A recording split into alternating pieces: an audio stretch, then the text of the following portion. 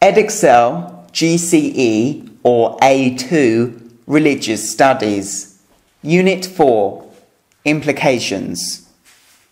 Read by Thomas Mitchell.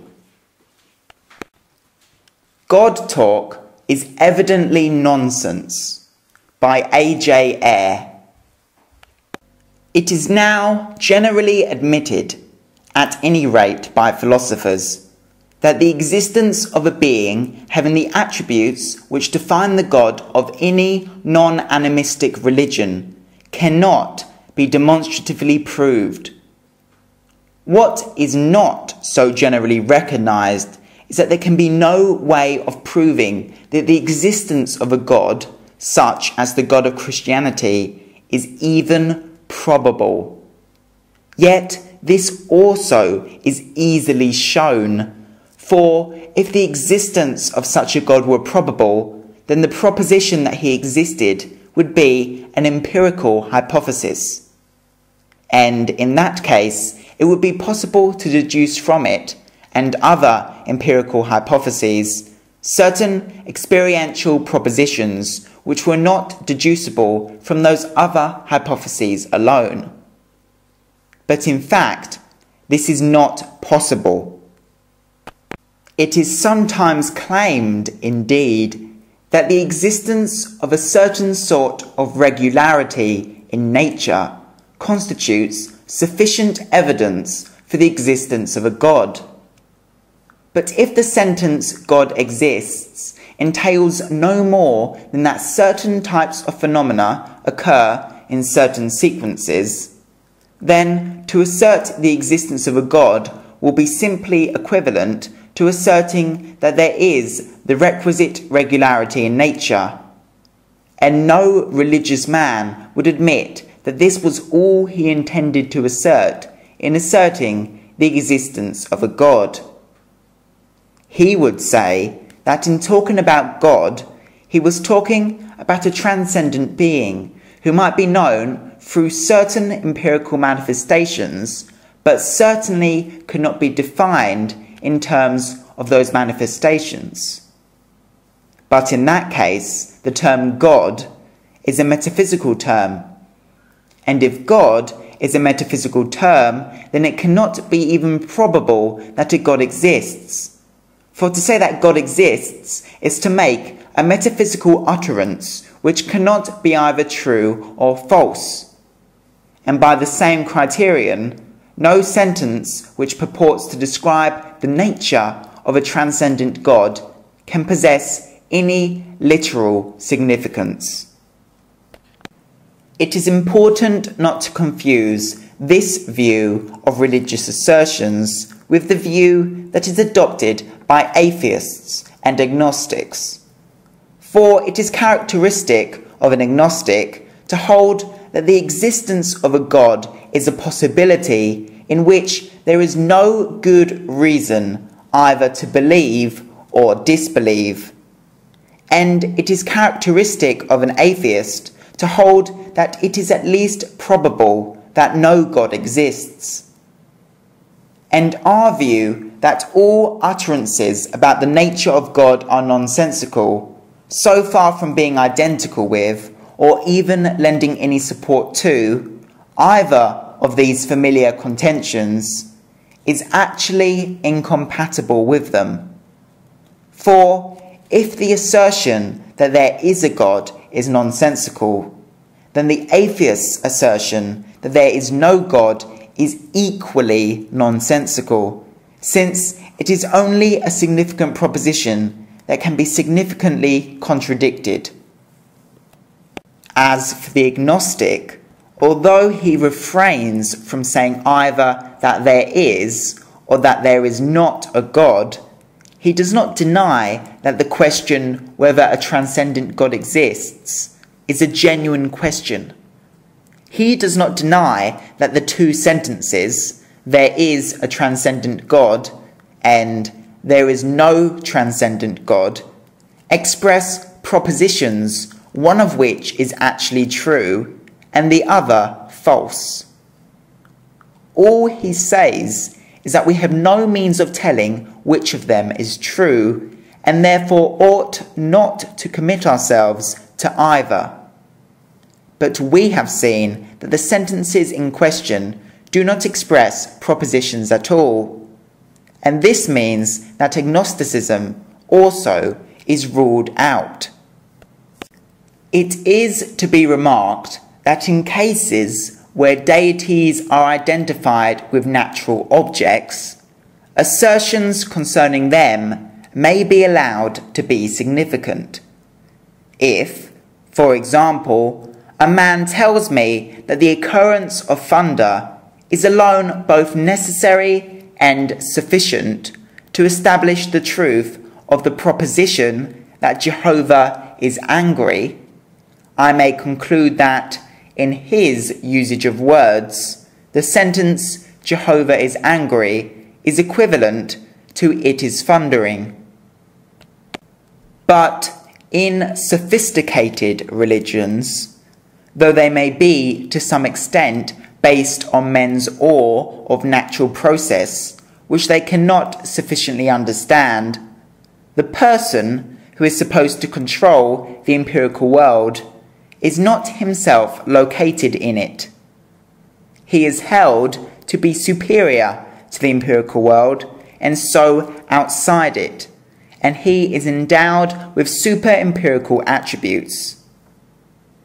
But the notion of a person whose essential attributes are non-empirical is not an intelligible notion at all. We may have a word which is used as if it named this person, but unless the sentences in which it occurs express propositions which are empirically verifiable, it cannot be said to symbolize anything. And this is the case with regard to the word God, in the usage in which it is intended to refer to a transcendent object. The mere existence of the noun is enough to foster the illusion that there is a real, or at any rate, a possible entity corresponding to it. It is only when we inquire what God's attributes are that we discover that God, in this usage, is not a genuine name. It is not within the scope of this inquiry to enter more deeply into the causes of religious feeling, or to discuss the probability of the continuance of religious belief. We are concerned only to answer those questions which arise out of our discussion of the possibility of religious knowledge. The point which we wish to establish is that there cannot be any transcendent truths of religion, for the sentences which the theist uses to express such truths are not literally significant. An interesting feature of this conclusion is that it accords with what many theists are accustomed to say themselves. For we are often told that the nature of God is a mystery which transcends the human understanding. But to say that something transcends the human understanding is to say that it is unintelligible, and what is unintelligible cannot significantly be described. Again, we are told that God is not an object of reason, but an object of faith. This may be nothing more than an admission that the existence of God must be taken on trust, since it cannot be proved. But it may also be an assertion that God is the object of a purely mystical intuition, and cannot therefore be defined in terms which are intelligible to the reason. And I think there are many theists who would assert this.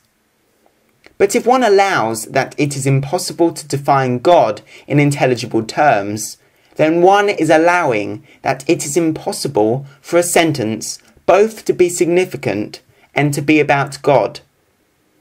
If a mystic admits that the object of his vision is something which cannot be described, then he must also admit that he is bound to talk nonsense when he describes it.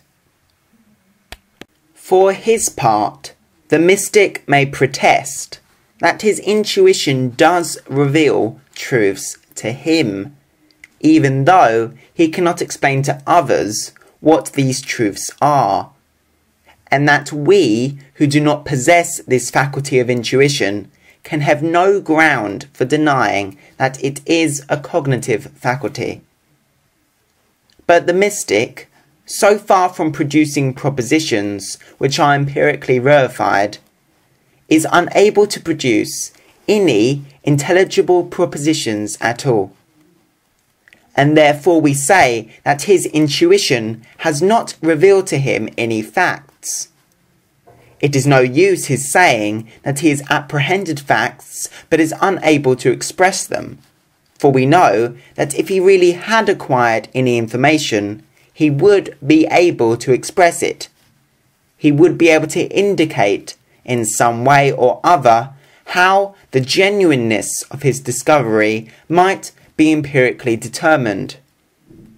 The fact that he cannot reveal what he knows or even himself devise an empirical test to validate his knowledge shows that his state of mystical intuition is not a genuinely cognitive state. So that in describing his vision, the mystic does not give us any information about the external world. He merely gives us indirect information about the condition of his own mind. These considerations dispose of the argument from religious experience, which many philosophers still regard as a valid argument in favour of the existence of a God. They say that it is logically possible for men to be immediately acquainted with God, as they are immediately acquainted with a sense content, and that there is no reason why one should be prepared to believe a man when he says that he is seeing a yellow patch, and refuse to believe him when he says that he is seeing God.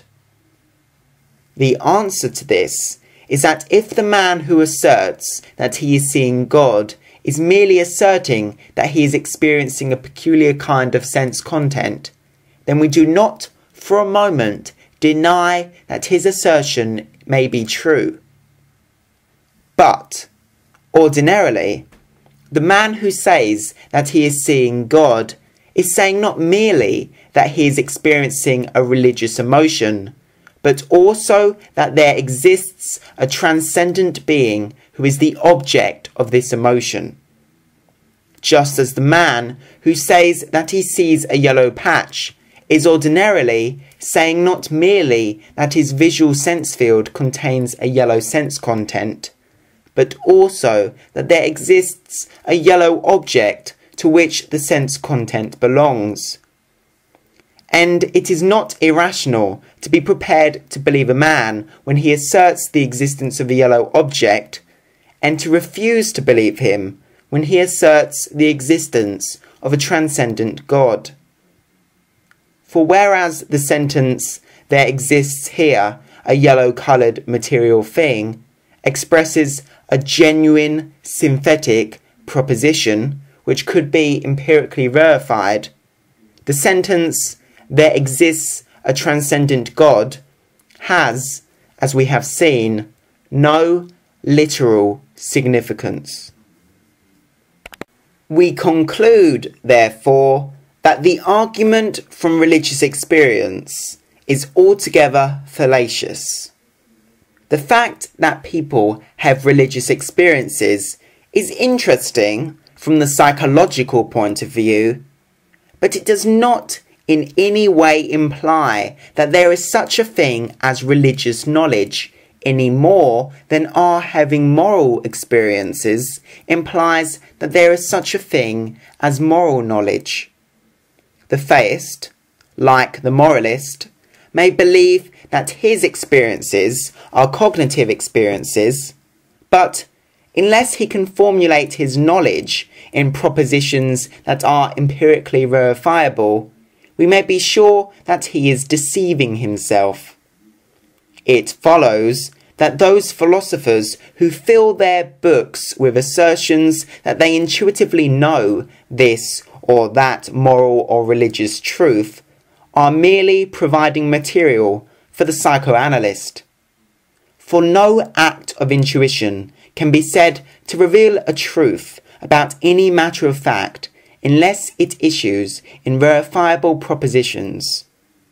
And all such propositions are to be incorporated in the system of empirical propositions which constitutes science. J Ayer, who lived from 1910 to 1989, known as Freddie to his friends, was only 24 when he wrote his landmark book, Language, Truth and Logic. This book established Ayer as the British spokesman for the philosophy of logical positivism. Ayer is an empiricist in the English tradition of John Locke and David Hume. He believes that all knowledge comes from experience and the five senses, and there is no such thing as synthetic or a priori knowledge. Ayer was closely linked with the humanist movement, rejecting religion, and although he rejects atheism as being as meaningless as religious belief, in later life he moved away from logical positivism and referred to himself as an atheist. Interestingly, Ayer did have a near-death experience, supposedly of a divine being, which caused him to revise some of his beliefs. Can we know God by experience? By Peter Donovan. Why all this talk about arguing from religious experience? Someone may be asking. If you really experience God, you don't have to argue. You know He's real, and that's all there is to it. So if we are trying to do justice to the varieties of religious experience, we must take seriously this particular type, the sense of knowledge arising from inner conviction. It is a risky business, of course, to claim to know something and to act as though one knows for sure if one can't give much in the way of reasons for one's claim. People have claimed to just know, as they put it, all sorts of things. Even the most irrational and misguided things have been said and done at times with apparent certainty and complete conviction by tyrants and dictators, and by ordinary people confused by ignorance or blinded by prejudice. To have no doubts at all about one's beliefs may sometimes be more symptom of insanity or arrogant irresponsibility than of sound thinking. Yet believers, aware of all these risks, may still feel they have a right to say they know because they experience God's reality for themselves.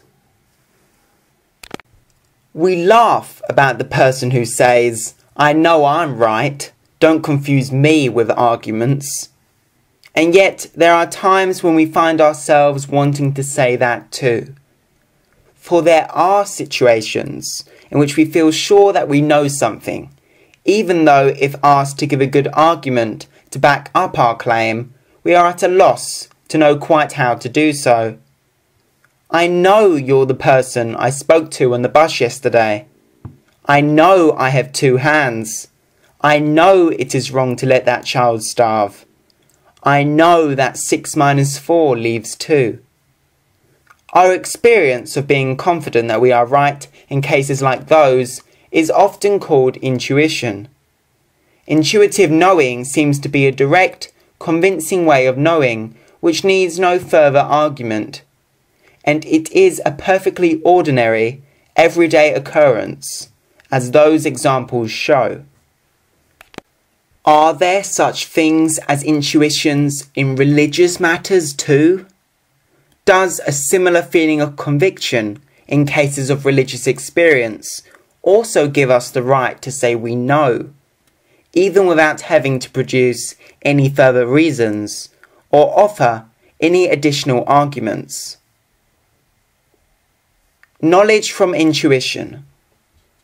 A number of mid-20th century theologians and philosophers of religion maintained, in more or less similar ways, that religious experience is a source of religious knowledge, and that the way such knowledge arises is not from reasoning or argument, but from intuition. God, the primary object of religious knowledge for these thinkers, is known through finite things, events, and experiences in time and space. Human beings could not otherwise have any contact with God.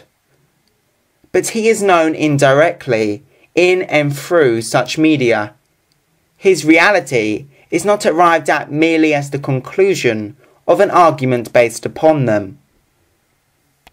The writers who presented this position began by drawing attention to the important part played by direct, intuitive awareness in other areas of our knowledge, areas that are well established and beyond dispute.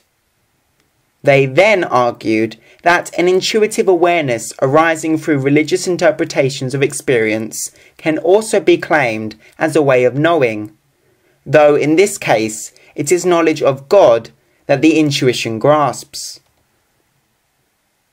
The argument was very thoroughly presented by H. P. Owen, for instance, in The Christian Knowledge of God. Owen argued that intuition is necessary for our grasp of the material world through the experiences our sense organs give us. It is present also when we experience other people, not just as visible, tangible, moving bodies, but as conscious selves with minds and feelings like our own. There are several similarities, Owen suggests, between our intuitive awareness of other people and the believer's intuitive knowledge of God. They can be summed up thus.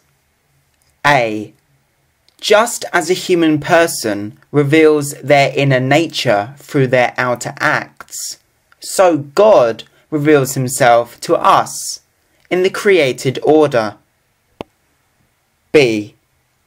Just as there are special moments in which another person's inner self stands out and challenges our attention, so God is known most clearly by his special revelation in Christ. C. Just as a human person's acts reveal both their existence as a self and something of their character, so through God's signs in nature and within our experience, we learn both of his existence and, to some extent, of his character. D. Just as we intuitively grasp that another person is a subject and agent who brings about both physical and spiritual or mental effects, so we apprehend God, who creates both material and spiritual realities. In all these respects, our intuition of the reality of God, like our intuition of other selves, has a mediated immediacy.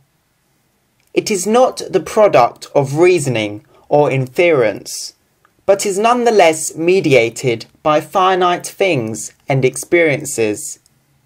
In the one case, bodily movements, words, behaviour. In the other, general features of the natural world suggesting a divine creator and particular religiously significant experiences. Of course, the intellectual activity of the mind, as well as the intuitive, has its part to play. It may clear the way for the intuition and provide suitable concepts, names, descriptions, interpretations, etc., so as to make it expressible and able to be related to a wider body of knowledge. But first and foremost, nonetheless, It is by intuition through religious experience that God is known. The basic form of Christian experience is the apprehension of God, to which I have given the names of intuition and faith. All forms of experience are modes of this one fundamental form. They are all expressions of this primary awareness. Having taken care of the basic issue of knowledge by appealing to an intuition of the reality of God, Owen treats all cases of genuine religious experiences as forms of that knowledge.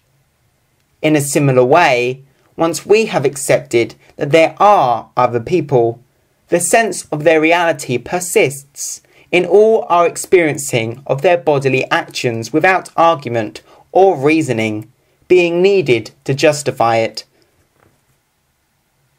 The sense of God's reality, in Owen's view, underlies all other Christian experience, i.e. experience under Christian interpretations.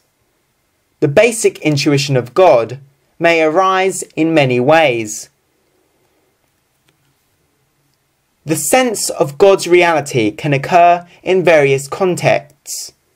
It can be produced by the contemplation of beauty and order in nature, by meditation on the words of Scripture, by participation in the Church's liturgy, by some event within our personal existence. Yet, it may not have any assignable cause or channel. It may come uninvited, and although it is more likely to occur in moods of quiet recollection, it can also occur when our minds are troubled by the secular pressures of life.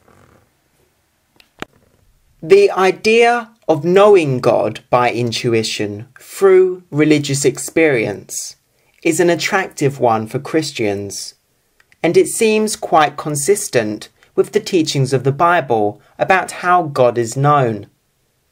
Throughout the Bible, God is viewed as personal, as one who communicates, draws near, and seeks fellowship with humanity, making himself known through natural things and in the lives and experiences of people. The world is the medium of his revealing activity, and by his gracious activity, the initiative he takes in approaching humanity for its own good, natural things and experiences become signs and symbols through which he is known. As one theologian put it, because nature is God's and he is its creator, it lends itself to his use, and he can make its natural elements to speak sacramentally to us. Not in the sense of a natural theology, which can prove the purpose of God from a mere contemplation of nature, but in the sense that God, by his word, can use, and therefore we, by our faith, can use, natural objects as sacramental expressions of his mercy and faithfulness. Not only does the knowledge of God by intuition approach fit well with biblical views of the way God reveals himself, it also enables an account to be given of the human response to God, which is usually called faith. Faith, on this view, becomes a way of knowing as an intuitive response. It is not a kind of stretched belief or assent to a set of dogmas without sufficient evidence. It is the basic intuitive awareness of God experienced as actively approaching humanity and seeking the human response of acknowledgement and trust. Another noted Christian theologian set out the relationship between revelation and faith in this way. The essential content of revelation is God himself, and not general truths about God or the universe or immortality or the way of duty, though such truths are implicit in the divine self-giving, as this is mediated ever more richly to the responsive soul in the changing situations of life, and are capable of reflective formulation. And the proper response to revelation is faith, faith being not an intellectual assent to general truths, but the decisive commitment of the whole person in active obedience to and quiet trust in the divine will, apprehended as rightfully sovereign and utterly trustworthy at one and the same time. The knowledge a believer has of God, on this view, is a living awareness of a direct, intuitive kind. It may arise in different situations and be kept alive by many different kinds of experience. But for the person who has it, it requires no further argument or support. Feeling certain and being right. Despite its careful presentation by writers such as Farmer, Lewis, and Owen, and its wide appeal in popular Christian thinking, the position considered in the previous section has seemed particularly unconvincing to some of its contemporary philosophical critics. This is not to be put down simply to their skepticism about things religious. Rather, it relates to the fatal weakness, in their eyes, of reliance on intuition as a way of knowledge that can be appealed to in the case of God or the objects of religious belief. The criticism of this position often begins with the making of a distinction between two kinds of certainty, which are sometimes called psychological certainty and rational certainty. Certainty is a much disputed notion in philosophy, but we can get at the main point for our purposes simply by comparing the difference between feeling certain and being right. It is obvious, after a moment's thought, that one can feel certain without being right. I may, for instance, feel certain that it is 3:30 after looking at my watch, which is usually right. But I won't go on feeling certain if I discover that for once the watch has stopped. In other words, I can check the appropriateness of my feeling of certainty against the rightness of the watch, but I can't check the rightness of the watch against my feeling of certainty. The feel of certainty is not what makes us right, even though we may often have a feel of certainty when we are right.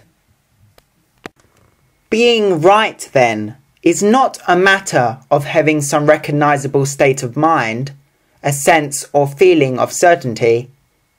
It is a matter of our beliefs and states of mind standing in some appropriate relation to various states of affairs.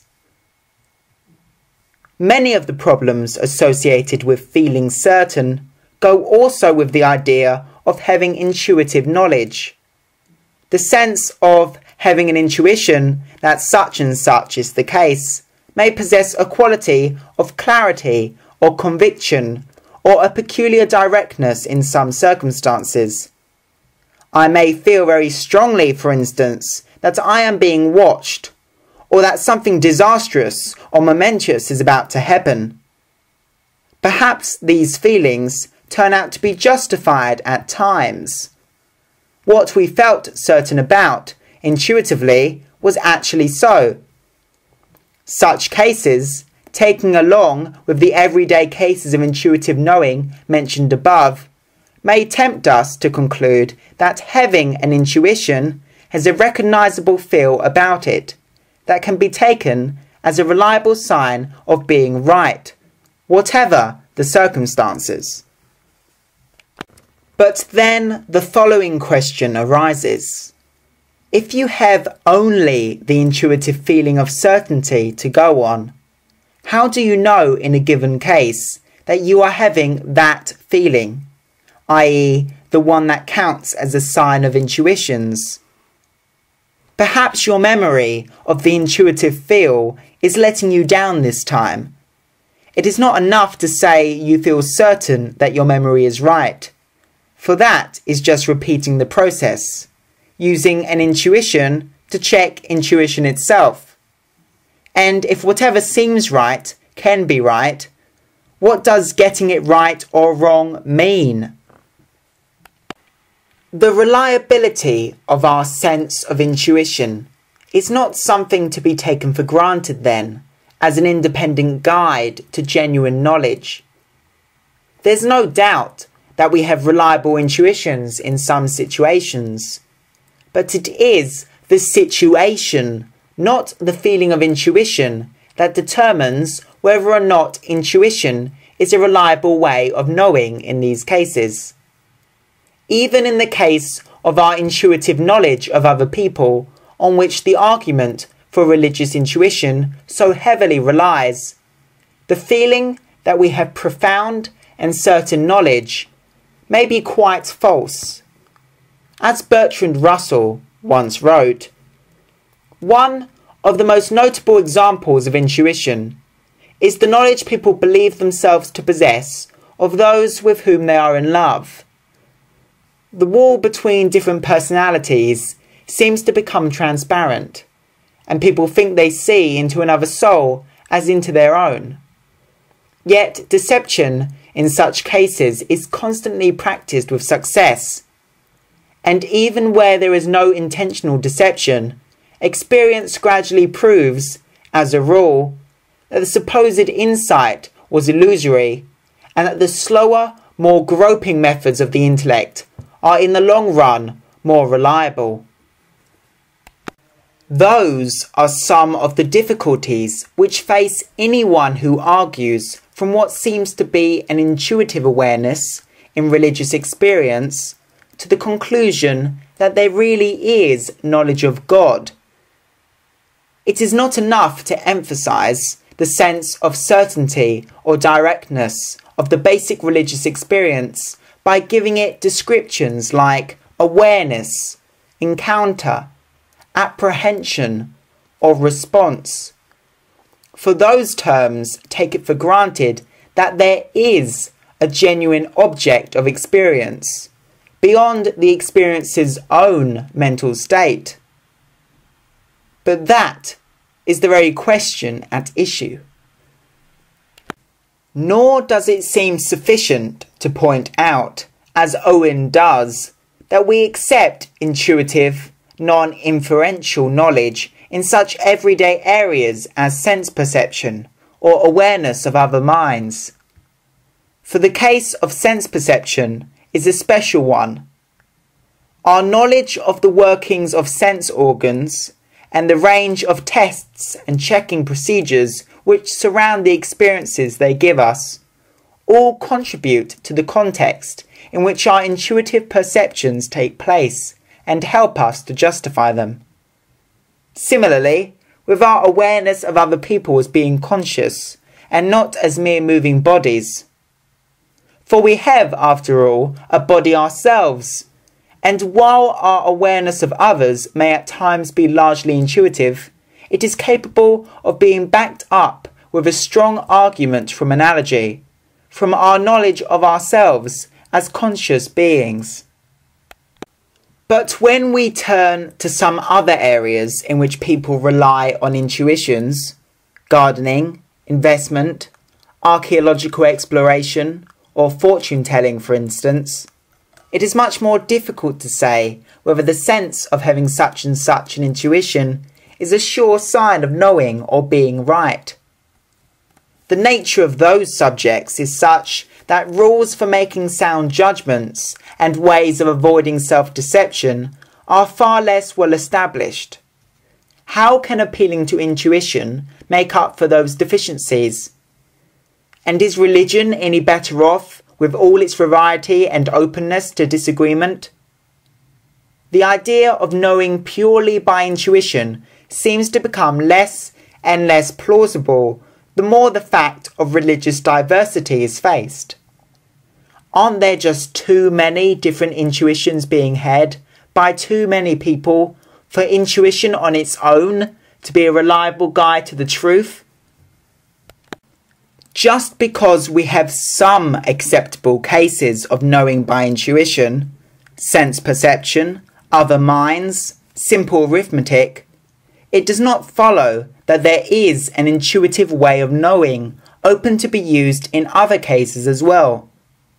To assume that is like assuming that because someone is able to read road signs and to read newspapers, they will also be able to read palms. But what counts as being able to read palms is not an agreed upon matter, in the way the reading of road signs and newspapers is. And therefore it is quite unclear whether the other kinds of reading abilities have anything in common with palm reading at all.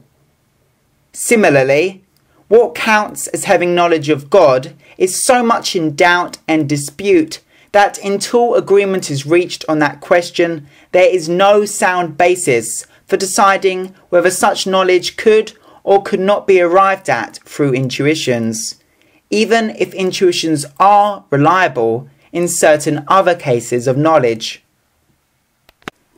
Of course, Owen, Lewis, and the other thinkers who appeal to intuitive knowledge of God have not intended to produce a shortcut argument for the truth of Christianity based on the view that the believer simply knows, and that's all there is to it.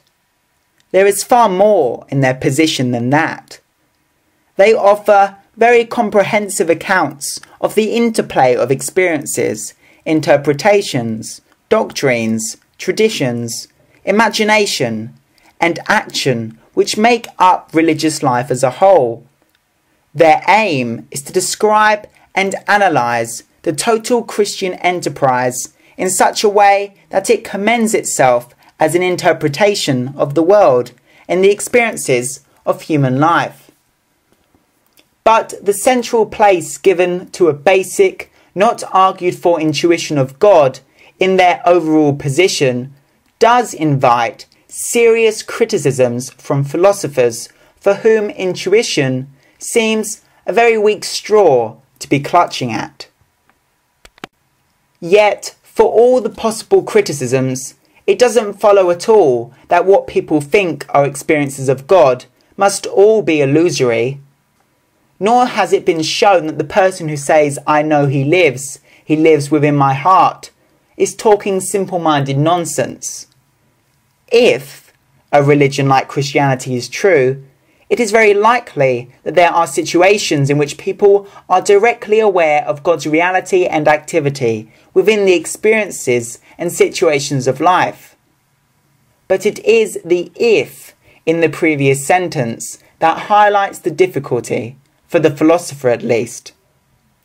While that question is still open, how can one decide whether people's impressions that they are intuitively aware of God should be regarded as reliable? Knowledge about and experience of. Theologians who argue that God is known by immediate encounter rather than by inference and argument rest their claim on a view of the special features of person-to-person knowledge. Meeting someone at first hand, they remind us, is very different from merely knowing about them. And encountering someone as another conscious person seems to involve a rather special kind of knowledge, quite different from our knowledge of them as an object or thing. The religious philosopher Martin Buber, in his book I and Thou, has given a widely influential account of that difference. He begins, "The world is twofold for man in accordance with his twofold attitude. The attitude of man is twofold in accordance with the two basic words he can speak. The basic words are not single words, but word pairs. One basic word is the pair I-you. The other basic word is the pair I-it. I-you relationships are direct, reciprocal, person to person. They contain no reasoning or reflection, and though deeply profound, are fragile and impermanent. The world of it, of objectivity, reasoning, analysis, is unavoidable, and human beings cannot live without it. But whoever lives only in the world of it, Buber tells us, does not become truly human. Buber and other personalistic thinkers have encouraged theologians to point also to the biblical tradition, in which, as we have seen, God is personal and seeks person-to-person relations with human beings whom he has created. If God is conceived of as personal, then we must think in I-you rather than I-it terms in seeking to experience God, they say. So great stress is placed in theology on the difference between thinking or arguing about God on the one hand and experiencing God in personal existential encounter on the other. That contrast is easily related to other familiar contrasts in Christian thought. For instance, belief in is taken to be better than belief about. Faith is recommended rather than speculation in approaching God. Involvement and trust are encouraged rather than detachment and theorizing. A wealth of religiously suggestive parallels can be drawn, all resting on the basic distinction between knowledge about God, an I-it matter, and experience of God, an I-you experience. A further feature of I-you rather than I-it relationships is the impression that much of what we know in a personal encounter can't be put into words. This inexpressibility at the heart of an interpersonal relationship supports the view that if God is to be known, relationships with him will inevitably have features appropriate to an I-you rather than an I-it encounter. Why should we expect genuine knowledge of God to be any more capable of analysis, description, or reasoned argument than genuine person-to-person knowledge is? Questions of reasoning or analysis have no application to the profound experiences of meeting and encounter, we are told. Indeed, if one attempts in a moment of encounter to describe or analyse the person encountered, the I-you relation is immediately broken and the other party experienced only as an it. Because the idea of encountering God in religious experience is so familiar a notion to Christian believers and so consistent with the biblical ways of speaking, anyone relying on this way of speaking needs to be very much aware of the philosophical problems it raises. For, as in the case of the supposed intuitive knowledge of God, this closely related idea of knowledge through encounter has been subjected to some telling criticisms. Arising from the criticisms, 3 points need to be discussed. 1. The sense that an encounter is taking place may be mistaken. 2. Having experience of presupposes having knowledge about. 3. Experience of is not in itself knowledge. 1. The sense of encounter may be mistaken.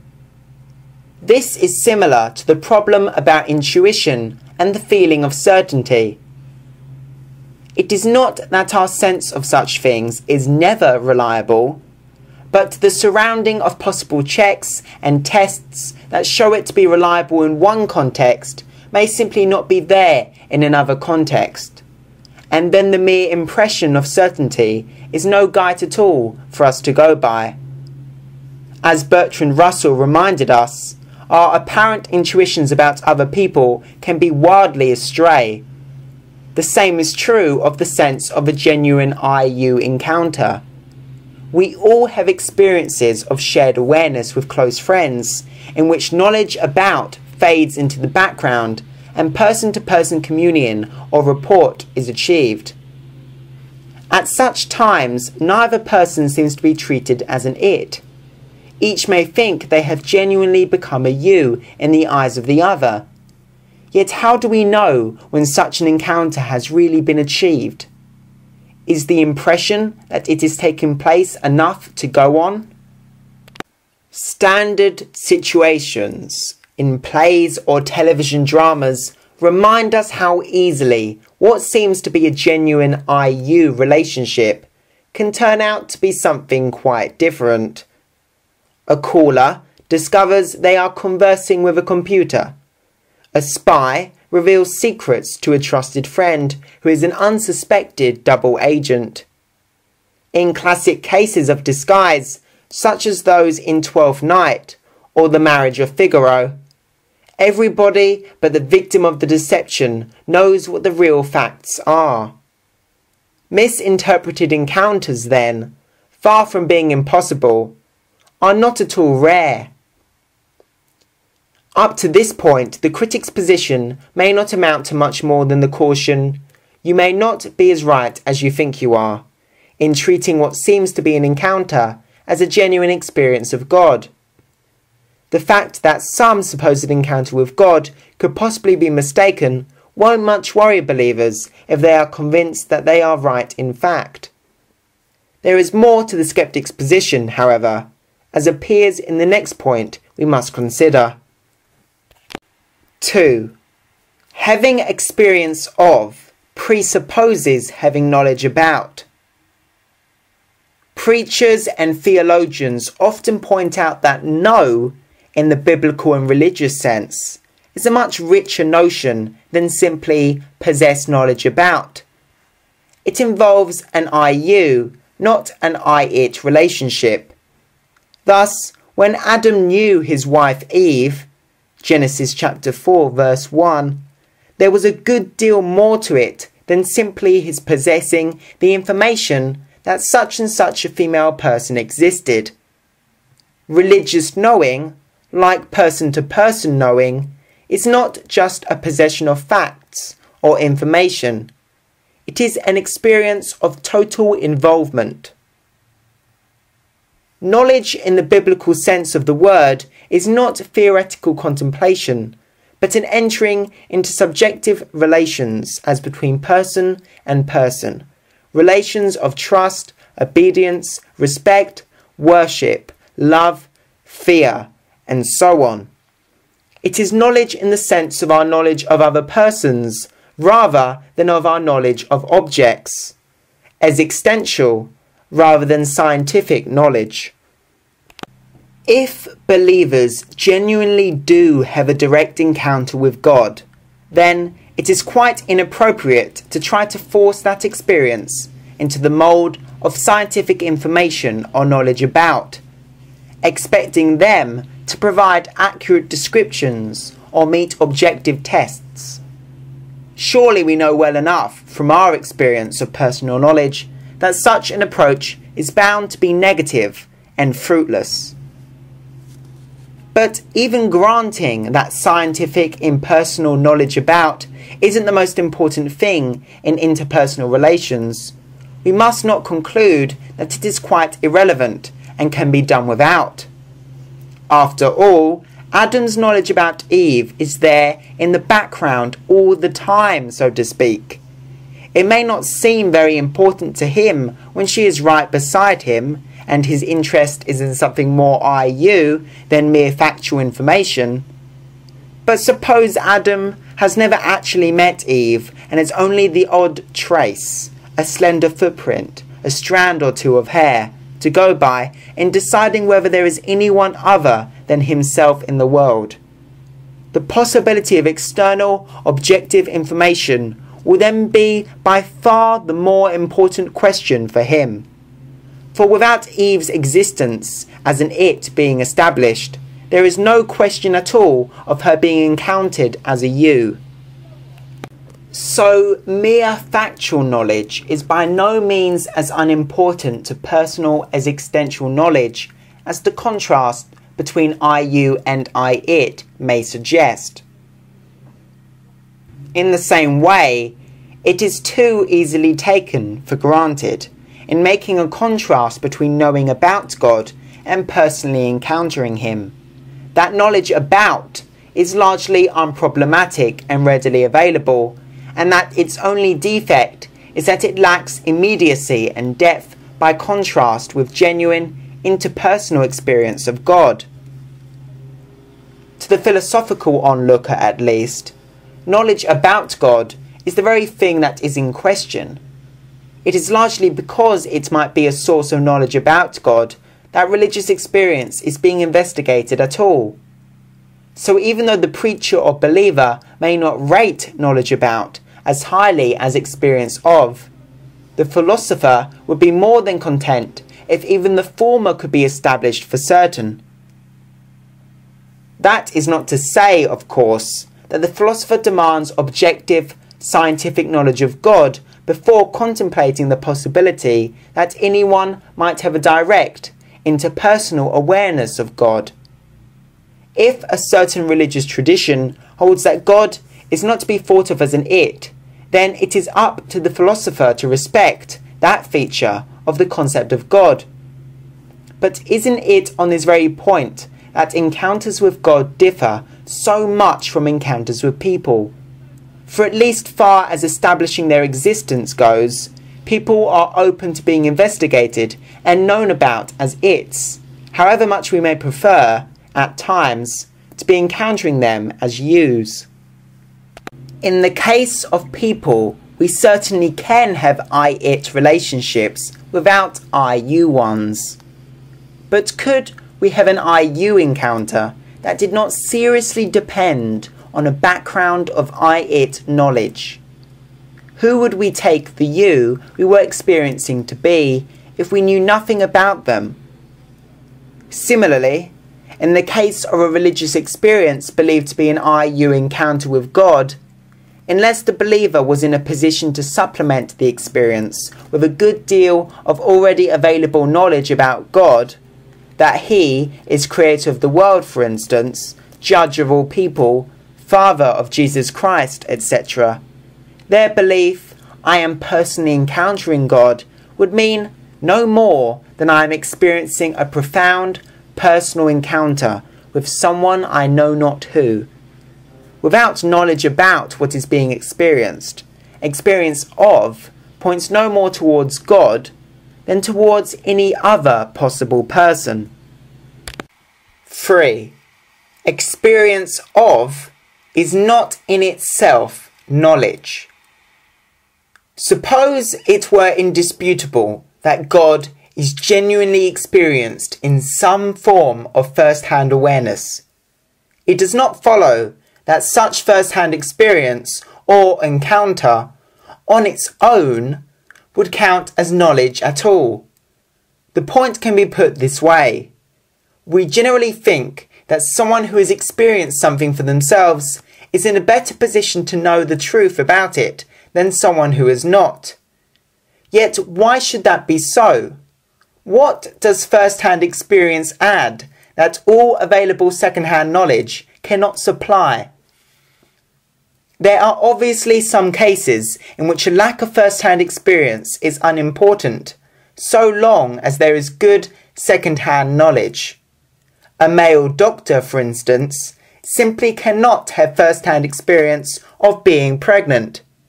Yet his knowledge about pregnancy may be far greater than that of some uninformed woman patient who's experiencing pregnancy at first hand, yet understands little of what is taking place. She might still feel inclined to say that her doctor doesn't really know what pregnancy is, whereas she does. But what does she mean? Perhaps a clearer case would be to compare equally well-trained and experienced doctors, one a man and one a woman. the latter of whom has also given birth. Surely then we should say that the woman doctor has a better knowledge of what pregnancy is than the man. Well, perhaps we should, but is it merely the experience of pregnancy that the man lacks? There seems to be more to it than that. For what the woman doctor gains from having been pregnant is not just an additional experience, but a whole set of impressions and memories and items of information that can only be learnt by having the experience oneself. It is the additional knowledge about pregnancy that being pregnant makes available, rather than the mere experience of pregnancy, that makes the woman doctor better off than the man. The extra knowledge she now has, though it can only be gained by having first-hand experience, is certainly not the same thing as that experience. Furthermore, without all her other knowledge, which she and the male doctor have acquired through training, practice, etc., the additional lessons learnt through actually having the experience would mean nothing much to her. If she had no prior knowledge at all about pregnancies, the experience she went through would not even be recognised as a pregnancy by her, and might merely seem to be a rather lengthy and uncomfortable bodily process, ending in the surprise arrival of a baby. First-hand experience is important then, not because it is knowledge, but because it may put us in a position to increase our knowledge. Knowledge, in other words, is not merely a matter of experiences or kinds of awareness. It consists as well in what one can do with or make of those experiences in relation to the rest of one's knowledge and experience. To treat experience of something as itself a kind of knowing is to confuse the means by which we may gain knowledge with the content of the knowledge itself. At this point, someone may object that too much emphasis is being placed on learning or gaining knowledge. Surely we do not seek close personal encounters with people simply for the sake of learning from those experiences more facts about them, which we could not find out so well in other ways. Our IU encounters are for the sake of company, enjoyment, fellowship, sharing, and love. Knowledge about, even if we do presuppose it, is a secondary matter. And if God exists, the same is true of religious experiences taken to be IU encounters with Him. These are sought for the sake of love, worship, fellowship, not as aids to knowledge, even if knowledge may be increased through them. The objection is a sound one. If there are encounters between God and people, they may be chiefly for those non-intellectual interpersonal reasons, and not for the sake of acquiring knowledge. It is only if a claim to know is based on experiences taken as encounters with God, and on them alone, that the philosophical difficulties considered above apply. And the fact is that believers often do try to argue that they have knowledge of God purely on the strength of such experiences. The effect of the philosophical criticisms has been simply to show how inadequate that kind of argument is. The criticisms do nothing at all to show that awareness of God is illusory. They simply suggest that even if it is genuine, it cannot, by itself, solve all the problems about whether or not we have good reason for belief in God. The sense of knowing God. Awareness of God, oneness with God, the sense of His presence, the inner conviction of His reality. The situations and experiences which lead people to talk in these ways are vital for religious belief.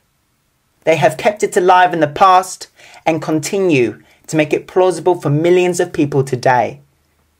What such experiences do is to generate a sense of knowing God.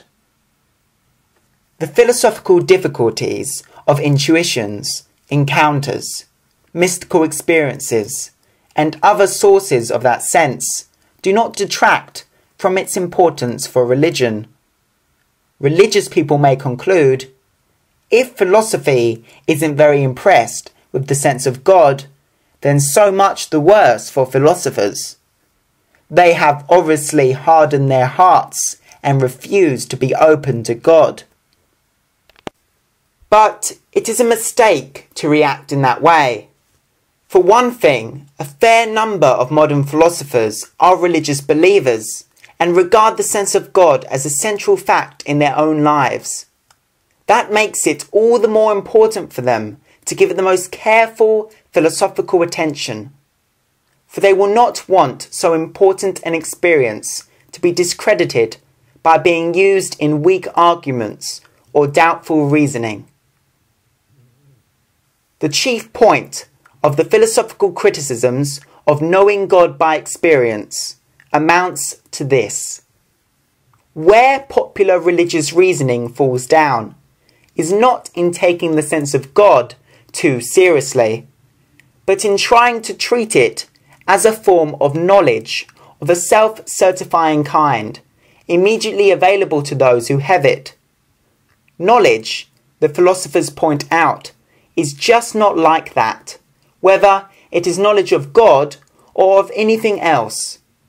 The sense of knowing is never on its own a sufficient sign of knowledge.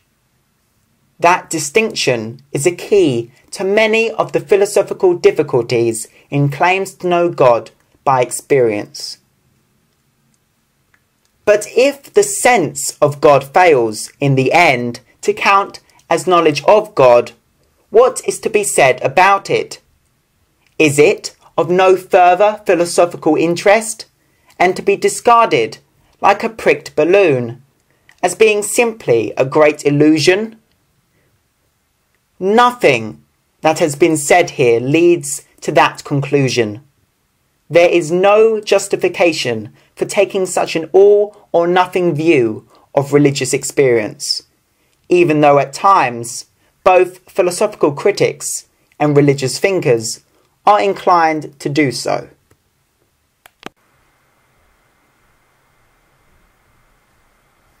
Peter Donovan was an Oxford graduate who lectured on philosophy of religion in New Zealand. Religious experiences were his particular area of specialism. In this essay, which is an extract from his book on religious experiences, Donovan considers whether religious intuitions can be the basis for knowing things about God, in particular, whether God exists. The Emergence of Modern Philosophy of Religion by Westphal.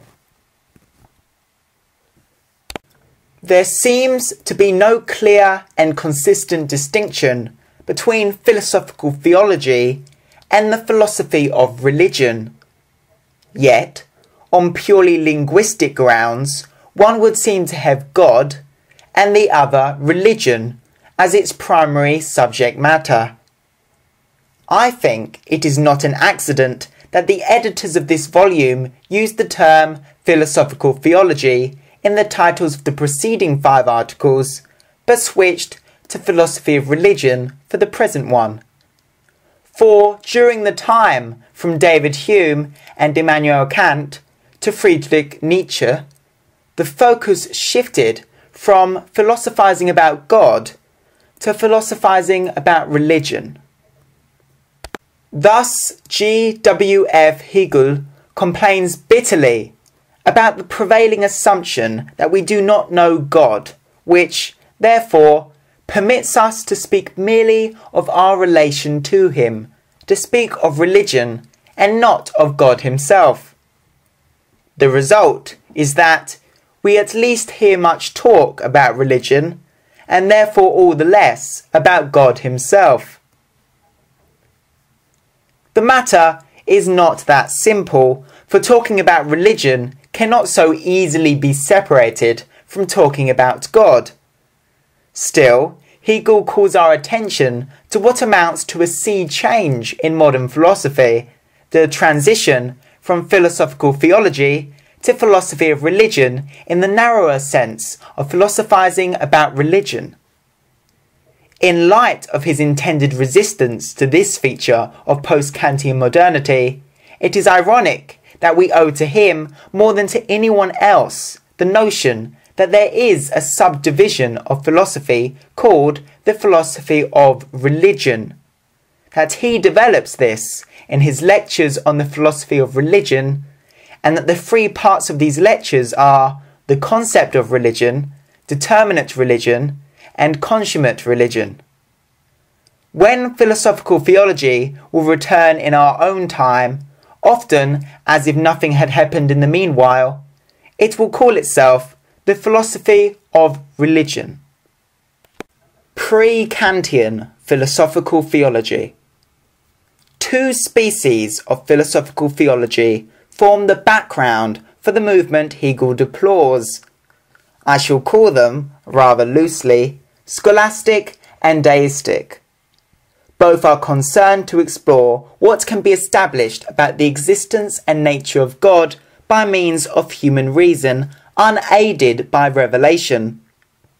But the scholastic versions of this enterprise share the Augustinian assumption that pure reason, on the one hand, and faith, revelation, and authority, on the other, are harmonious and should be seen as working together.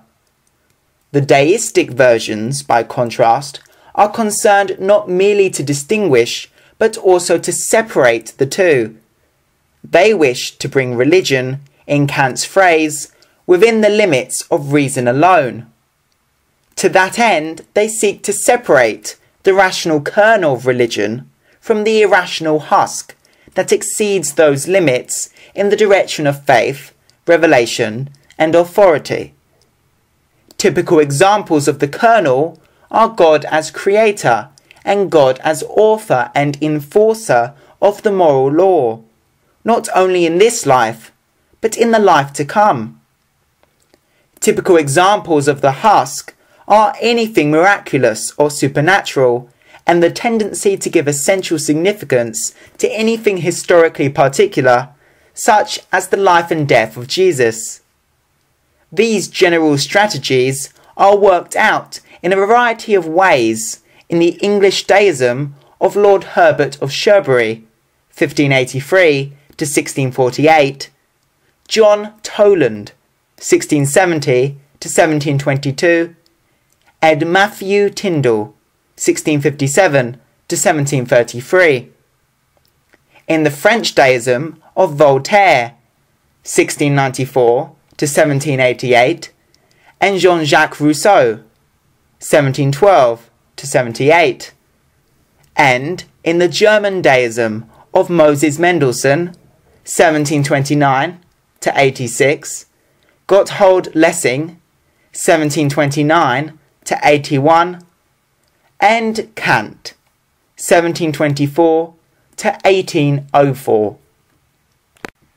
Deism, rather than scholasticism, is the immediate precursor and even the beginning of the emergence here to be narrated.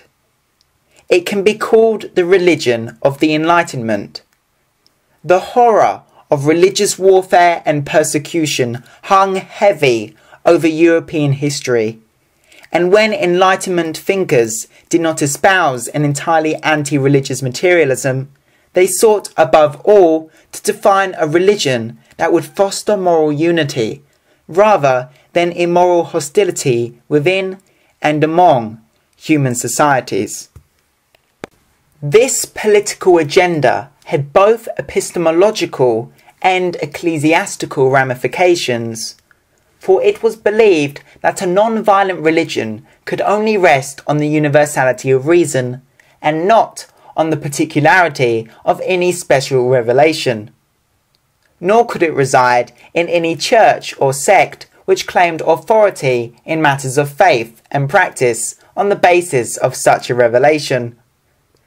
In this context, Enlightenment rationalism, or the autonomy of reason, does not signify a rejection of the empiricist appeal to experience in favour of a purely a priori mode of thought. It rather signifies an appeal made by rationalists and empiricists alike to limit religion to those grounds, whether a priori or experiential, which are available to all people at all times and in all places. The contrast is not between reason and experience, but between reason and faith, insofar as the latter is tied to special revelation and a particular church. Thus, the deist project is motivated by three powerful interlocking Enlightenment motifs: an epistemic concern for the autonomy of a universal human reason, a political concern for religious tolerance, and an anti-clericalism designed to deny to the Church both epistemic and political authority. This project clearly antedates the prevalence of the assumption, bemoaned by Hegel, that we do not know God and must therefore talk about religion.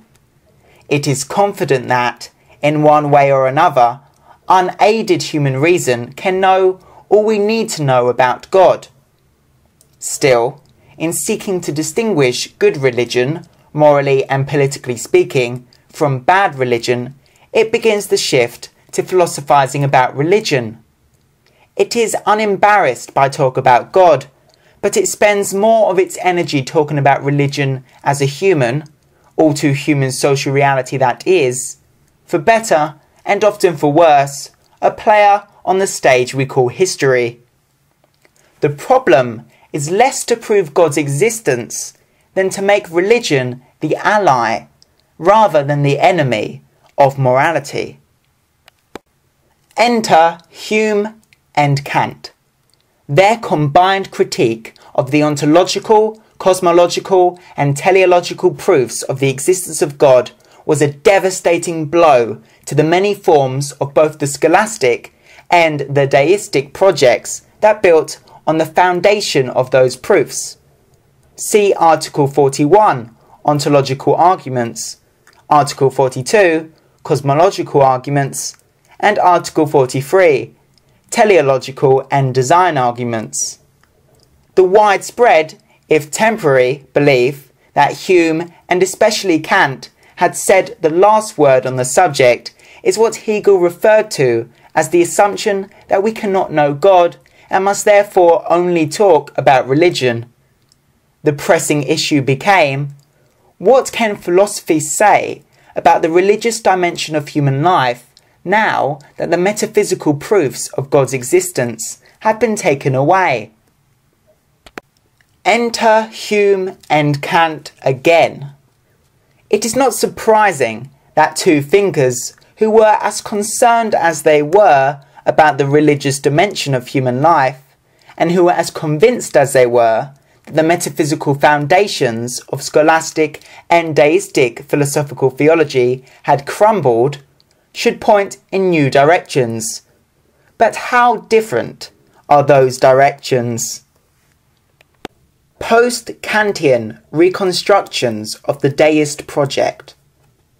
Kant is the deist who, having undermined the metaphysical foundations of many forms of deism, sought to provide the project with alternative foundations. Since this alternative comes in the Critique of Practical Reason, 1788, and Religion within the Limits of Reason Alone, 1793, which follow Kant's demolition of the theistic proofs in Critique of Pure Reason, 1781, second edition, 1787, we can speak of Kant as the first post-Kantian to try to rescue the deist project. Kant's reformulation is distinctive in two ways. First, he claims that if there is no knowledge of God by means of pure a priori theoretical reason, we can have such knowledge by means of pure practical reason. Thus, the critique of practical reason develops moral arguments for God and immortality to take the place of the arguments discredited in the critique of pure reason. Second, Kant's account of religion within the limits of reason alone begins with an account of radical evil in human nature that departs drastically from the more typically optimistic view whose fullest expression is to be found in Rousseau. See Article 68, Sin and Original Sin. In the final three books of religion, Kant gives a classical account of the kind of religion that could be acceptable in the age of reason. It is grounded in universal reason and in the service of universal morality. Kant is especially concerned to clarify the relation between religion and morality, and he does so in three basic principles.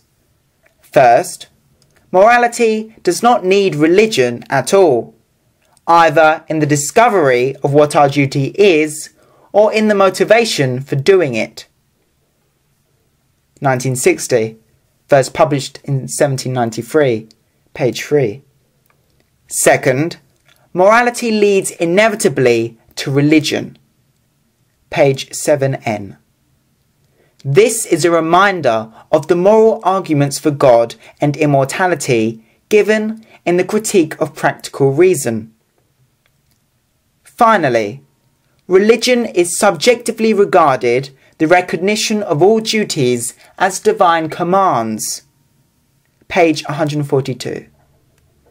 As such, it is an aid, useful if unnecessary, to the moral life. But there can be no special duties to God in a universal religion, for God can receive nothing from us, page 142n. It follows that such means of grace as prayer, church attendance, baptism, and communion are illusions that belong to fetish faith if they are conceived as anything but means to the ends of moral living. A charitable interpretation would have Kant saying that there can be no love of God separate from the love of fellow humans. But the text seems to make the stronger claim that religion is exclusively concerned with our duty toward one another, that even God is nothing but a means toward human morality. Kant continues his attempt to bring the Christian religion within the limits of reason alone by drawing corollaries concerning Christ and the Church. The true Church can only be the ethical commonwealth created on earth by the moral self-improvement of human persons. The Augustinian overtones of Kant's account of radical evil are here replaced by fully Pelagian soteriology and ecclesiology. Christ, in turn, can be of significance only as an archetypal ideal of moral perfection. Any Christology within the limits of reason would be a construction of pure reason, independent of historical fact and historical knowledge. Here, Lessing's principle, 1957, first published in 1777, pages 51 to 56, that rational knowledge of God must depend on nothing historically contingent, is employed, not to reject traditional Christian themes, but to reinterpret, or perhaps demythologize, them radically. Unlike Kant, the romantic Friedrich Schleiermacher and the anti-romantic Hegel are not properly described as deists. But with Kant, they are major figures in the post-Kantian effort to reformulate the deist project. Schleiermacher addresses an audience unsympathetic not only to the metaphysical quarrels of scholastic and deistic philosophical theologies, whose claims about providence and immortality he dismisses as externals, 1958, first published in 1799, page 14, but also to the moral rigorism of a Kantian alternative. Both metaphysics and morality belong to the husk of religion. Its kernel is to be found in feeling, in the immediate consciousness of the universal existence of all finite things, in and through the infinite, and of all temporal things in and through the eternal. Page 36. Schleiermacher's explicit enthusiasm for Spinoza, whom he describes as full of the Holy Spirit, 1958, first published in 1799, page 40, suggests a pantheistic move away from the deistic and theistic notions of God as a personal being distinct from the created world. Thus he writes, "The sum total of religion is to feel that, in its highest unity, all that moves us in feeling is one. To feel that aught single and particular is only possible by means of this unity. To feel, that is to say, that our being and living is a being and living in and through God. But it is not necessary that the deity should be presented as also one distinct object. Such a representation would be vain mythology." Page 50. Schleiermacher's church would be the communion of all who recognise the feeling or immediate contemplation of the unity of all in the infinite and eternal as the only true religion. But this does not mean the simple rejection of the churches committed to some specific system of metaphysical beliefs and moral or liturgical practices. Such a church is only an association of persons who are but seeking religion, the counterpart of the true church, page 157. But I would have you discover religion in the religions. Though they are always earthly and impure, the same form of heavenly beauty that I have tried to depict is to be sought in them. Page 211. This advice is possible because Schleiermacher believes that the universal kernel must clothe itself in particular ideas and practices. The immediacy of religious feeling needs to be mediated in some concrete form, however contingent. The important thing is to remember that such ideas and practices are neither necessary nor sufficient for true piety. With reference to any particular beliefs and practices, their absence is no barrier to true religion, while their presence is no guarantee of it. Hegel is too much the speculative thinker to be satisfied with either Kant's reduction of religion to morality or Schleiermacher's reduction to feeling. Religion must be the knowledge of God, and while Hegel finds Kant's theology unconvincing, he finds Schleiermacher's, to which he is more sympathetic, simply confused.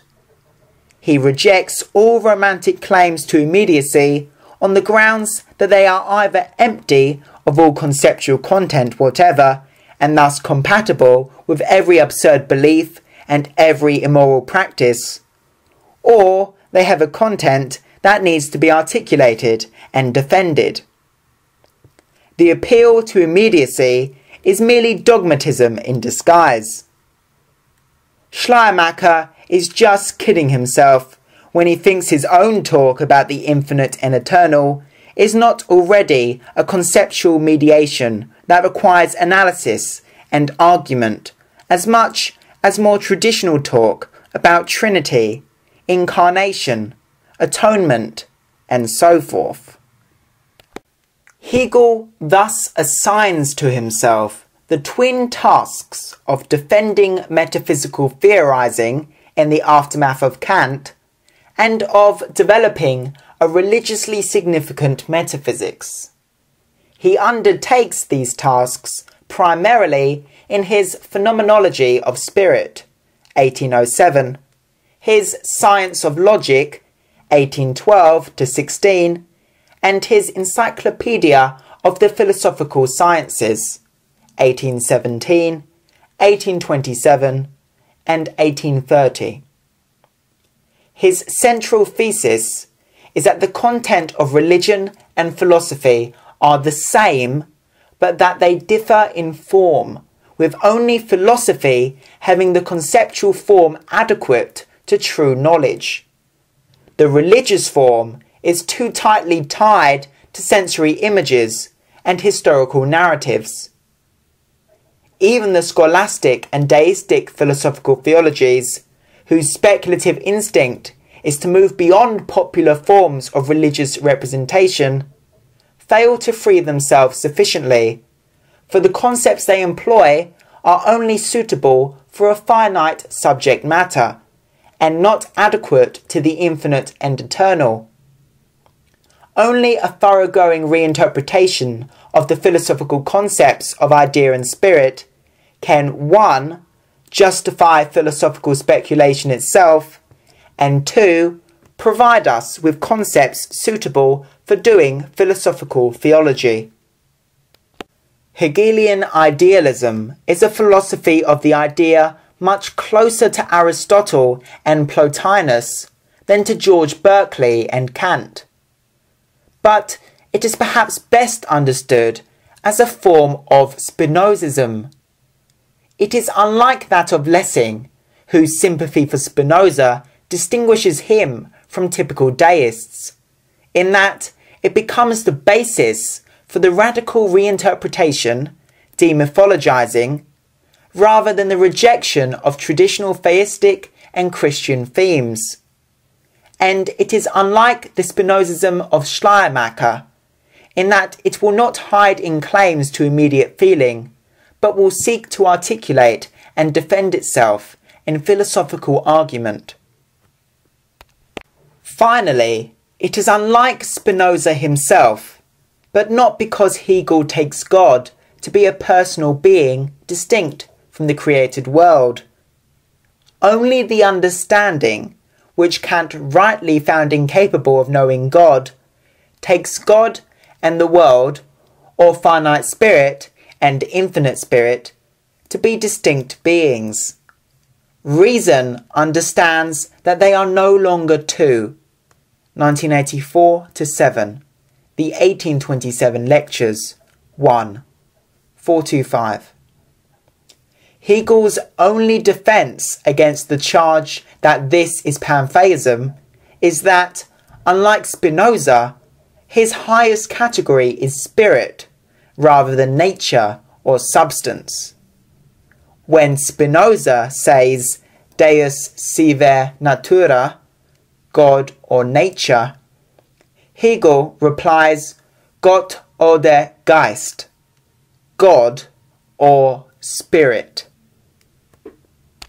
Religion is the elevation of finite spirit to absolute or infinite spirit.